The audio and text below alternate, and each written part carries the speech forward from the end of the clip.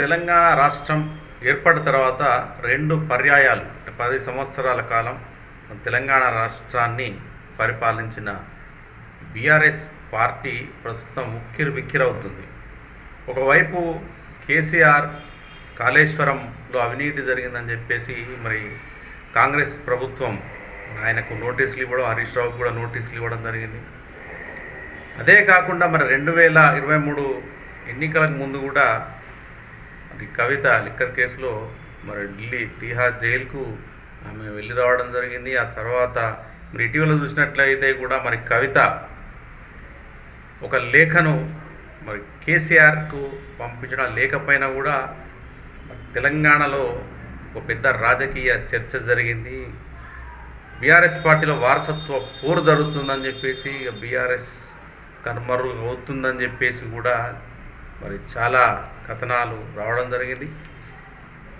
ఇక ప్రస్తుతం తెలంగాణ రాష్ట్రంలో ఎన్నికలు రానున్నాయి. స్థానిక సంస్థల ఎన్నికలు, ఆ తర్వాత జిహెచ్ఎంసీ ఎన్నికలు, స్థానిక సంస్థలు అంటే సర్పంచ్ ఎన్నికలు, ఎంపీటీసీ, జెడ్పీటీసీ ఎన్నికలు. ఈ నెల దాదాపు ఎండింగ్ కల్లా నోటిఫికేషన్ అనేది వస్తుంది. దాదాపు నెల రోజుల్లో మరి ఎన్నికలు అయితే జరగనున్నాయి, స్థానిక సంస్థల ఎన్నికలు. ఇవన్నీ ఒక ఎత్తు అయితే మరి బీఆర్ఎస్ పార్టీ పరిస్థితి చాలా దారుణంగా మారింది. మరి స్వయం కృపరాధమా లేకపోతే కాంగ్రెస్ ప్రభుత్వమే కావాలని జైల్లో పెడుతుంది. ఈ అన్ని కథనాలు అంటే ఈ ఇరు పార్టీల మధ్య కూడా వాదోపవాదాలు కూడా మనం జరుగుతుండడం మనం ఇక్కడ గమనించాం. ముఖ్యంగా కేటీఆర్ ఇప్పటికి 2 పర్యాయాలు ఏసీబీ విచారణ చేపట్టింది. ఈ అందరికీ తెలిసిన అంశమే. ఏదైతే ఈ ఫార్ములా కార్ రేస్ 2 సార్లు హైదరాబాద్లో నిర్వహించడం జరిగింది. హైదరాబాద్ బ్రాండ్ ఇమేజ్ను పెంచడానికి ఈ ఫార్ములా రేస్ ఏదైతే ఉందో దాన్ని నిర్వహించామని మరి బీఆర్ఎస్ వర్కింగ్ ప్రెసిడెంట్ కేటీఆర్ గొప్పగా చెప్పుకుంటున్నారు. కాంగ్రెస్ అదేవిధంగా బీఆర్ఎస్ శ్రేణులు కూడా, నాయకులు కూడా అదేవిధంగా స్పందిస్తున్నారు. కానీ కాంగ్రెస్ పార్టీ ఈ ఫార్ములా కార్ రేస్ నెపంతో వీళ్ళు అవినీతికి పాల్పడ్డారు, అవకతవకలకు పాల్పడ్డారు, ప్రభుత్వ ధనాన్ని, ప్రజాధనాన్ని దుర్వినియోగం చేశారు. కొన్ని ప్రైవేట్ సంస్థలకు, విదేశీ సంస్థలకు హెచ్ఎండిఏ నుండి నగదు బదిలీ చేశారని చెప్పి, క్రిప్టో ఏదైతే ఉంటుందో క్రిప్టో విధానం ద్వారా, క్రిప్టో కరెన్సీ ద్వారా మరి వారికి డబ్బులు బదిలీ చేశారని చెప్పి ఆరోపణలు ఎదుర్కొంటున్నారు. ఇప్పటికే 2వసారి కేటీఆర్ విచారణ మరి జరిగింది. ఈ ఏసీబీ అధికారులు విచారించడం జరిగింది. నిన్న కూడా కేటీఆర్ను దాదాపు 7 గంటల పాటు 60 ప్రశ్నలు, చాలా 8 గంటల సేపు, పొద్దున 10ంటికి స్టార్ట్ అయితే సాయంత్రం 5:15 వరకు కూడా కేటీఆర్ను ఏసీబీ అధికారులు ప్రశ్నించడం జరిగింది. దీనిలో అనేక ప్రశ్నలు వాళ్ళు సంధించడం, వాటికి అన్నింటికి కూడా కేటీఆర్ సమాధానం చెప్పాడని కూడా ఏదో విచారణ అనంతరం బయటికి వచ్చిన తర్వాత కూడా చాలా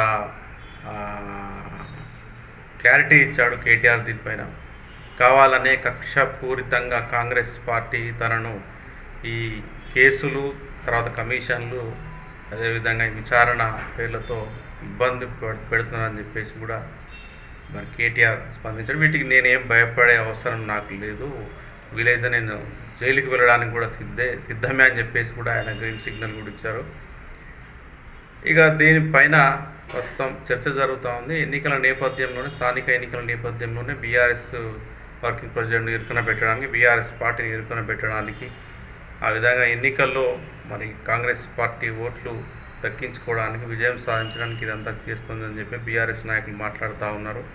హరీష్ రావు కూడా నిన్న సవాల్ చేయడం జరిగింది. కేసీఆర్ను తాకితే మరి గులాబీ శ్రేణులు మరి లక్షల్లో మరి స్పందిస్తారని చెప్పేసి కూడా ఆయన నిన్న మాట్లాడడం జరిగింది. మొత్తానికైతే మనం చూస్తే మరి దీనిలో అంటే ప్రధాన A1గా ఇక్కడ కేటీఆర్ ఉన్నాడు. దీనిలో ఇంకా కీలక అంటే పాత్ర పోషించిన ఐఏఎస్ అరవింద్ కుమార్ కూడా ఆయన పాత్ర కూడా ఉందని చెప్తాడు. ఆయన ఇంతవరకు మరి ఆయన అబ్స్కాండ్లో ఉండడని చెప్పి సమాచారం నిన్న. మొత్తానికైతే మరి తెలంగాణలో రాజకీయాలు పూర్తిగా హీటెక్కిపోయాయి. కాంగ్రెస్ను ప్రశ్నిస్తున్నందుకే కాంగ్రెస్ ఏవైతే హామీలు అమలు చేయడం లేదు, అదేవిధంగా కాంగ్రెస్ నిర్ణయాలు కానీ విధానాలు కానీ ప్రజా వ్యతిరేక విధానాలు హైడ్రా కావచ్చు, ఇంకా చాలా అంశాలు వాటిపైన మేము ప్రశ్నిస్తున్నాం కాబట్టి నేడు మమ్మల్ని అరెస్టులు చేస్తున్నారు, మా పైన అన్ని కేసులు బనాయిస్తున్నారని చెప్పేసి కూడా బీఆర్ఎస్ నాయకులు మండిపడుతున్నారు.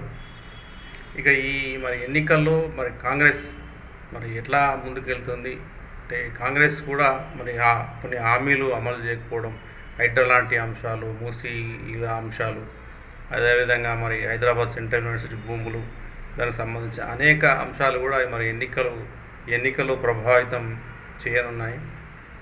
మరి ఏ విధంగా మరి ఎన్నికల్లో ఈ పార్టీలు ముందుకెళ్తాయి, మరి ప్రజలు చివరికి ఎవరికి పట్టం కడతారు, మరి స్థానిక సంస్థల ఎన్నికల్లో సర్పంచ్ కావచ్చు, జెడ్పీటీసీ కావచ్చు, ఎంపీటీసీ కావచ్చు, మొత్తం మీదనైతే మరి ప్రస్తుతం బీఆర్ఎస్ పార్టీ ఉక్కిరిబిక్కిరి అవుతూ ఉంది.